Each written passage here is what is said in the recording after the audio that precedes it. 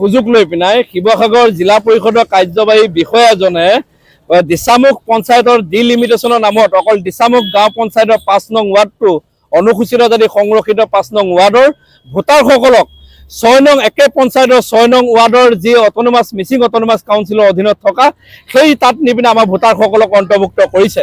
আমি শিৱসাগৰ জিলাৰ আয়ুক্ত মহোদয়ক যোৱা ১৭ তাৰিখে আমি স্মাৰক পত্ৰ প্ৰদান কৰিছিলোঁ আৰু তাৰ পৰা আমি স্পষ্টভাৱে আমি আমাৰ দাবী জনাইছিলোঁ যে আমি যি ৫ নং ৱাৰ্ডৰ অনুসূচিত জাতি সংৰক্ষণ ব্যৱস্থা আছে, অনুসূচিত জাতিৰ ভোটাৰসকলক কোনো কাৰণতে কটন কৰিব নোৱাৰিব।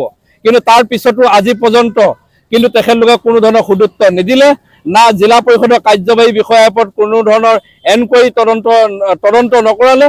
কিন্তু আমি আজি শিৱসাগৰ জিলা অনুসূচিত ছাত্ৰ সন্থাই এই বিক্ষোভ কাৰ্যসূচীৰ জৰিয়তে পুনৰবাৰ পঞ্চায়ত গ্ৰামোন্নয়ন মন্ত্ৰীলৈ আজি আমি স্মাৰক পত্ৰ প্ৰদান কৰিছোঁ।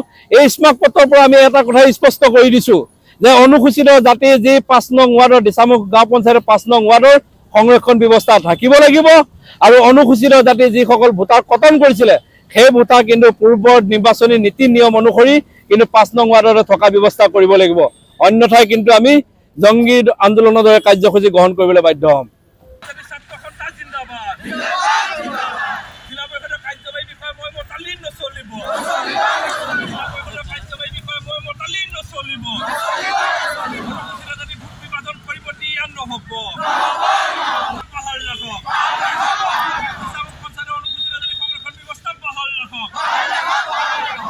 সুযোগ লৈ পিনাই শিৱসাগৰ জিলা পৰিষদৰ কাৰ্যবাহী বিষয়াজনে দিছামুখ পঞ্চায়তৰ ডিলিমিটেশ্যনৰ নামত অকল দিছামুখ গাঁও পঞ্চায়তৰ ৫ নং ৱাৰ্ডটো অনুসূচিত জাতি সংৰক্ষিত ৫ নং ৱাৰ্ডৰ ভোটাৰসকলক ৬ নং একে পঞ্চায়তৰ ৬ নং ৱাৰ্ডৰ যি অট'নমাছ মিচিং অট'নমাছ কাউন্সিলৰ অধীনত থকা সেই তাত নি পিনে আমাৰ ভোটাৰসকলক অন্তৰ্ভুক্ত কৰিছে। আমি শিৱসাগৰ জিলাৰ আয়ুক্ত মহোদয়ক যোৱা ১৭ তাৰিখে আমি স্মাৰক পত্ৰ প্ৰদান কৰিছিলোঁ আৰু তাৰ পৰা আমি স্পষ্টভাৱে আমি আমাৰ দাবী জনাইছিলোঁ যে আমি যি ৫ নং ৱাৰ্ডৰ অনুসূচিত জাতি সংৰক্ষণ ব্যৱস্থা আছে, অনুসূচিত জাতিৰ ভোটাৰসকলক কোনো কাৰণতে কটন কৰিব নোৱাৰিব।